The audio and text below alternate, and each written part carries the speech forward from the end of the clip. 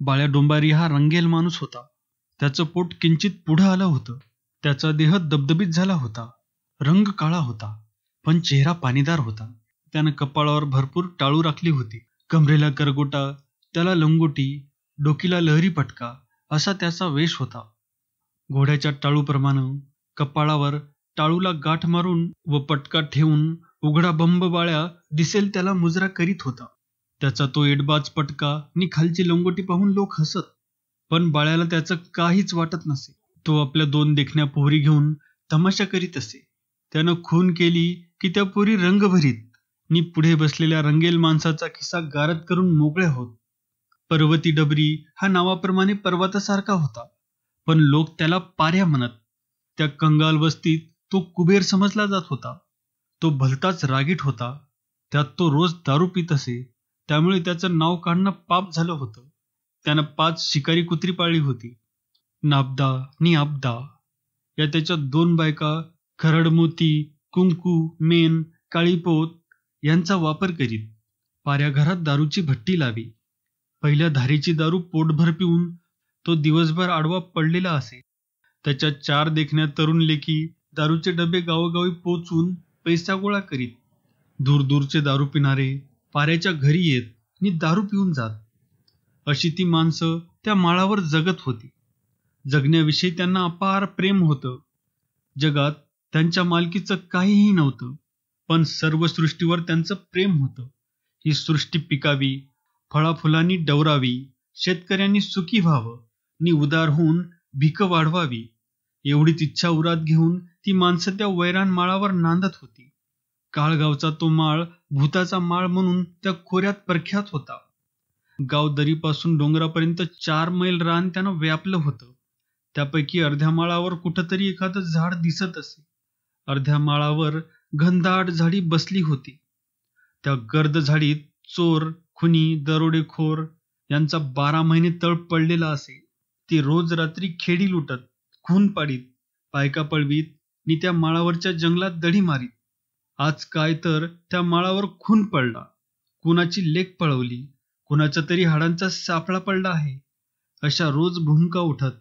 काळगावची बायका पोरं भयभीत होत. 4-8 दिवसांनी त्या माळावर काहीतरी भयंकर नि विपरीत प्रकार नक्कीच होत असे. म्हणूनच लोक त्या माळाला भूताचा माळ म्हणत. 2 वर्षापूर्वीची गोष्ट आहे. गल्या आणि बल्ल्या हे 2 भाऊ काळगावात शिरजोर झाले होते. त्यांना गाव कसपटासमान वाटत होता.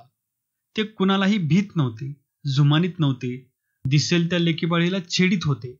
एक एक गावकरी गाठून मारित होते. त्यांना काळीजच नव्हतं. ते कुणाच्याही घरात शिरत होते. त्या दोघांना काय करावं या एकाच विचारात गाव होता. एकदा सकाळीच गल्ल्या नदीवर अंघोळ करून येत होता. गावच्या बायका घागरी भरून येत होत्या. काही नदीकडे जात होत्या. सकाळचं वातावरण मनाला भुरळ घालीत होतं.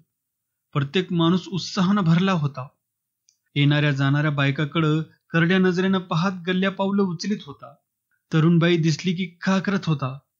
मिशीला पीळ भरीत होता. काही पुरीनं डोळे मारीत होता. समोरून गुंडा तेल्याची सून गीता येत होती. तिला एका चिंचोळ्या पांदीत अडवून गल्ल्या उभा राहिला नि दोन्ही हात पसरून म्हणाला, काय वहिनी, आज लई दमगीर झालाय. रात्री मालकानं निजू दिलं नाही वाटतं. धमाल केली असल. बरं झालं. तुझ्या वाणी तरण्या नि नखरेदार पुरीला निजू देणं म्हणजे गुन्हाच आहे. देवाच्यानं तुझ्या वाणी करकरीत पुरीला रात्रभर सारखी पोळीवाणी उलथी पालथी करत बसलं पाहिजे, तरच तिचा पीळ निघणार. असं म्हणून तो मोठ्यानं हसला आणि बेगुमानपणे गावाकडे गेला. गीतानं ती अगळीक सासऱ्याला सांगितली. गुंडा तेली भडकला. त्यानं गाव जमवला. नाना पाटलाला हे समजताच त्याचं डोकं फिरलं. पाटील आळीनं काठ्या काढल्या आणि सरळ गल्ल्याच्या घरावर चढाई करून त्याला भरपूर चोप दिला. अगदी रक्त ओकेपर्यंत मार मारून गाव शांत झाला. 4 दिवस गेले आणि एके रात्री गल्ल्या आणि बल्ल्या यांनी तेल्याच्या घरी प्रवेश केला. त्या दोघांनी गुंडा तेल्याचं डोकं तोडलं. त्याचा खून करून ते दोघे फरारी झाले. त्या दिवसापासून ते दोघे भूताच्या माळावर त्या जंगलात दबा धरून बसले होते. आज 2 वर्ष ते त्या किर्र झाडीत बसून काळगावला हैराण करीत होते. दूरदूरचे एकजात गुन्हेगार त्यांनी गोळा केले होते.